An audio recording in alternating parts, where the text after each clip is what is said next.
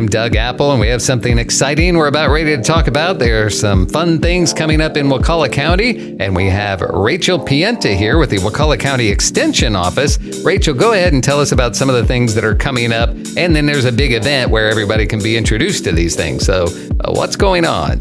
Hi, Doug. Thank you for having us in the studio today. Yes, we're very excited. We are getting geared up for the fall program year for the Extension Office and Wakulla County 4-H. So we kick off the year with an open house. That'll be August 24th at the Extension Office, 84 Cedar Avenue in Crawfordville. That'll be from 10 a.m. to 2 p.m. It's a free, family-friendly event. We're going to have some food trucks out there with food available for purchase. And when you come to the event, you're going to meet all the faculty and staff that run our many adult programs, which range from gardening and cooking and other wellness and living type programs. And then we also have our 4-H youth development program, and that is our many 4-H clubs. So you'll meet our club leaders as well as some of our youth members and volunteers. We'll also have some of our community partners out there and some fun surprises that we're not ready to reveal yet because we want you to come and enjoy and be delighted with us that day. And when and where is this once again? So this is going to be Saturday, August 24th at the Wakulla County Extension Office. That's in, I like to say downtown Crawfordville. Doug may laugh when I say that, but that's 84 Cedar Avenue in Crawfordville at the Wakulla County Extension Office. We'll have some things set up outside, so you're not going to miss us. Most of the indoor stuff will be in the Extension Arena. Some of you may know that as the Livestock Pavilion. So you have the Wakulla County Extension Adult Education programs, but we are here today on the Wakulla County 4-H podcast and radio show. So we have some other special people here in the studio with us. What are we about ready to hear? We do. I'm really excited today because we have one of our longtime volunteers, Quincee Messersmith, who also serves on our advisory council. And she's helped out with many different clubs throughout the years, ranging from cooking to communications and more. So she's going to be talking a little bit about what you can expect to experience that day. And then we also have Caden Gruebel. And Caden has been in 4-H for several years, and he's currently holding a leadership role as vice president of our county council. But Caden's done a variety of things as well. And he's going to tell you a little bit more about his experience and why he thinks that other youth in Wakulla County should also get involved in 4-H. All right, great. Let's get ready to turn the microphones over to them.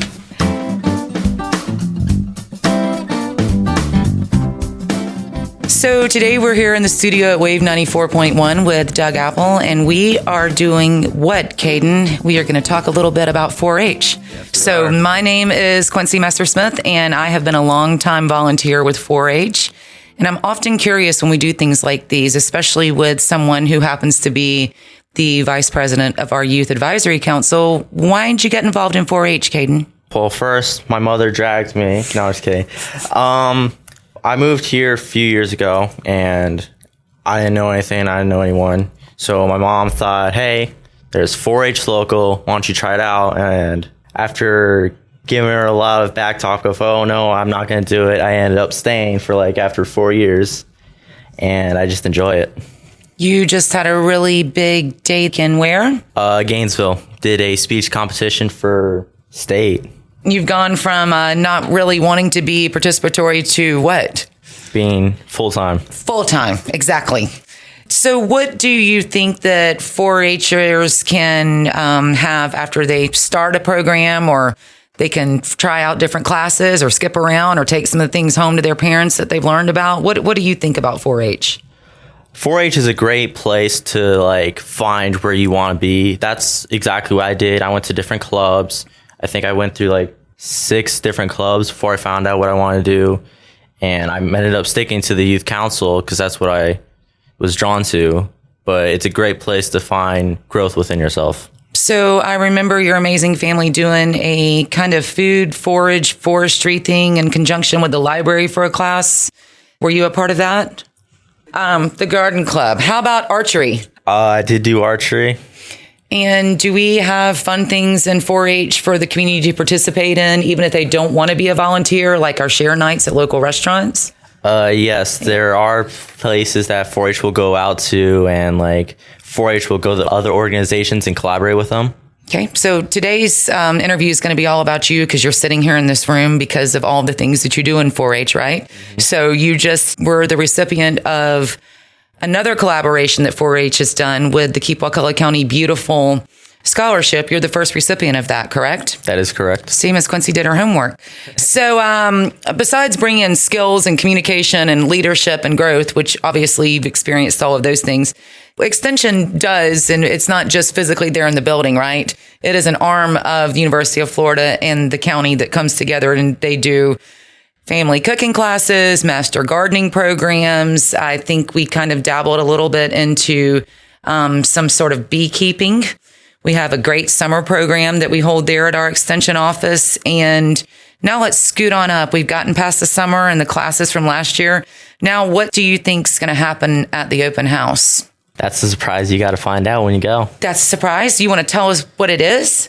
Open house is basically a place where it's like schooling. It's you go to open house, you meet the people, and you meet the principal and all that. There's different clubs, and they're all set out on different tables.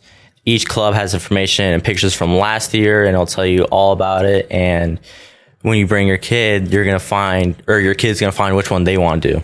Perfect. So it's another reason for families to be together to visit, because we have so many clubs that whether they want to cook or whether they want to learn about animals or whether they want to figure out something else they want to do with archery, we're open to all of that. And this is not just for children. This is also, we have a master's gardener program. Will those booths be at open house, you think, or a little bit of information about them? I think information will be there. So people should come because we can learn the ins and outs, and it's kind of streamlined around the school year. The way that my experience was that the classes range from once a month, and that's based on the volunteer status and the amount of children in the classes. How many times a week do you show up at 4-H? I mainly go to the county council meetings, so I show up to everyone, but I'm part of another program called the Explorers, and sometimes I'll be missing the communications meeting because I'll have to be over there. Right, so you're multitasking, right? Yes. Awesome. That's what 4-H teaches us. So do you think that children like to come out and find something new to try? Is that one of the nice things about having access to so many clubs? Yeah, because you can always find something new or something you didn't know like that existed, and you'll be like, oh, what's that? And then you'll go look at it and you can find that maybe where you want to go for your future. Which is exactly what you're doing, right? Mm-hmm. Uh-huh. What do you think that Caden is looking forward to happening in 4-H this year? Looking forward to the projects. Last year, you guys were responsible for heading up a community project that also collaborated with the Senior Center. You want to talk a little bit about that? Yeah. So last year we did a project where we threw a prom for the seniors, and the seniors enjoyed it, the kids enjoyed it, and we enjoyed planning it. Awesome. And how often do you think that we are out in the community as 4-H members? I couldn't give an exact statistic. But it's a lot, right? Yeah, I would say a lot. So usually if there's something going on within the community, there's either adult volunteers, children such as yourself, and maybe past class members or maybe past teachers. So 4-H really is an evolving thing from I forget what clover buds are, 5, 6, 7, all the way up to however old you want to be when you want to stop gardening, right? Yes. Awesome. All righty. So how did you get into volunteering for 4-H? I actually was in 4-H here in Leon County, and I attended a sewing class where I learned how to make a pillow, and it was a great excuse to be away from my parents and learn something constructive. And I mean that lovingly, of course, but it just kind of started the whole homesteading club camaraderie for me. I also always enjoyed going to the North Florida Fair, which 4-H has always been a big part of.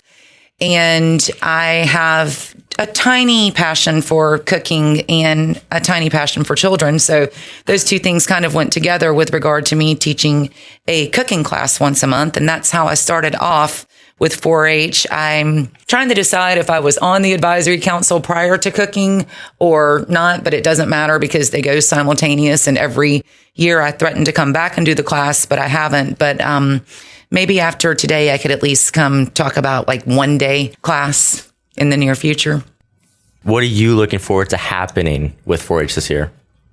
I think if I could make anything happen, even though we do an amazing job, obviously, of communications, since that's one of your clubs, I think that it would be really nice if the community knew how they could get involved and the need for adult volunteers to make sure that we have enough coverage when children want to come to a class. So if you're trying to get other adults to join as a volunteer, what would you say to them to have them join? So if I were to go out and handpick adults, I would probably make sure that I inform them that just because there's curriculum available and we do have, you're not by yourself. If you want to go through the curriculum that 4-H has, if you want to get your own curriculum, the beginning of the class and the end of the class is definitely goal oriented. We also within those classes have ways for children to understand anything from the parliamentary process all the way up to how to fry a chicken finger. That was my class. That was what I enjoyed doing. If I was going to go tell volunteers, I should say recruit volunteers for 4-H, I think that I would make sure that they understood that there's a whole team around them. So they're not doing it by themselves. And there's actually no way to fail because you get to do what you want to do in your class. Caden, so I have watched you. You said it was 4 years, I believe, that you were here. So I have watched you through many facets of 4-H, and I just want to thank you for looking beyond what you had to making sure that you went to adults, whether they were your parents or Dr. Pienta, and made sure that, hey, I got an idea. Can we try this? You've had the support from them. I want to make sure that we continue to give you that. Do you think that 4-H is going to stay with you for the rest of your life? It's very possible. It's very possible. Are you going to come back and be an adult volunteer for 4-H? I think I will. You will? And what's another beauty of 4-H is that it's what? All across the country. So no matter where your life takes you, you can always be a volunteer, right? Yeah, no matter where I go. No matter where you go. You want to tell the viewers about the 4-H pledge, just a little mini version about head, heart, hands, whole. It's all about service for others, right? Yes. Okay. The pledge is, I pledge my head to clearer thinking, my heart to greater loyalty, my hands to a larger service, and my health to a better living. For my club, my community, my country, and my world. Well, that pretty much wraps it up. Thank you so much. Thank you. You've been listening today to 4-H youth member Caden Gruebel and 4-H adult volunteer Quincee Messersmith.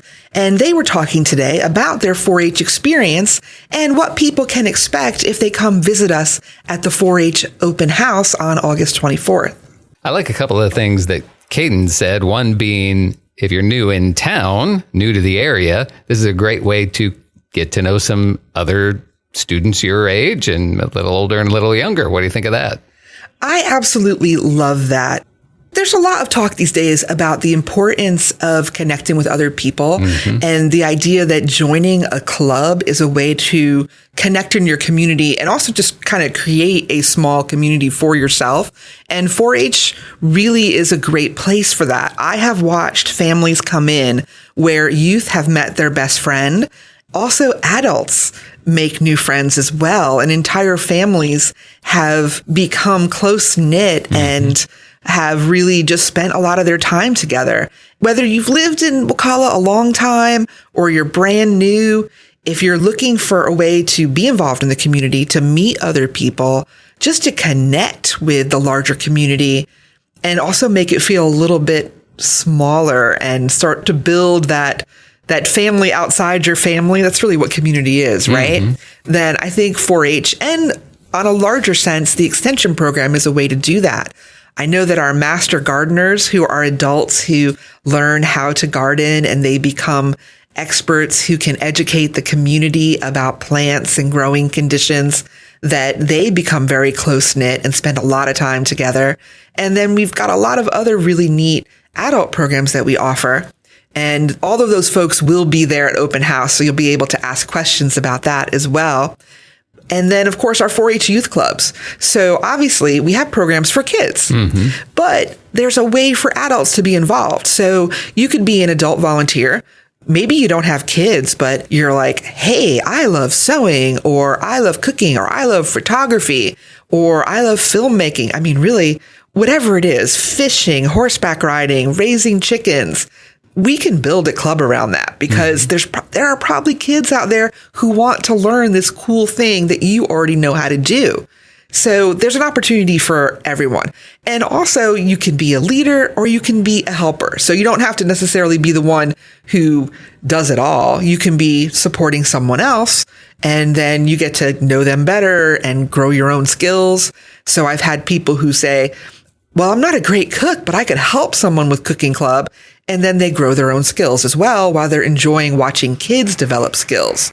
And then for kids, I have watched youth come in who were very shy, who were worried about making friends and what people would think of them. And then they start doing this activity, whatever it is, whether it's archery or air rifle or gardening, cooking, horseback riding, raising a chicken. And then they come in, they start doing this thing, and they're with other kids who are doing the same thing. And suddenly, what I like to call 4-H magic starts happening. And the friendships begin, and the confidence starts to grow. And before you know it, there's a whole new kid standing in front of you. And to me, that's the beauty of what it is that kids can come in, and they can open new doors and discover new worlds. And then they have this really cool thing that they take with them throughout their entire life. Kind of like what Caden said earlier. Well, and one of the things that adults will sometimes pick on kids about is all that screen time.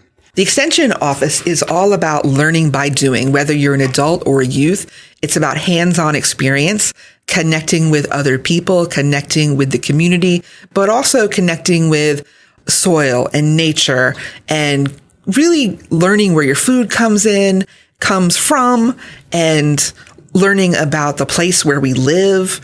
Rather than, looking it up on Google, you can come to Extension and, walk around outside and discover the trees that grow in your backyard and the native plants that grow really well in our area.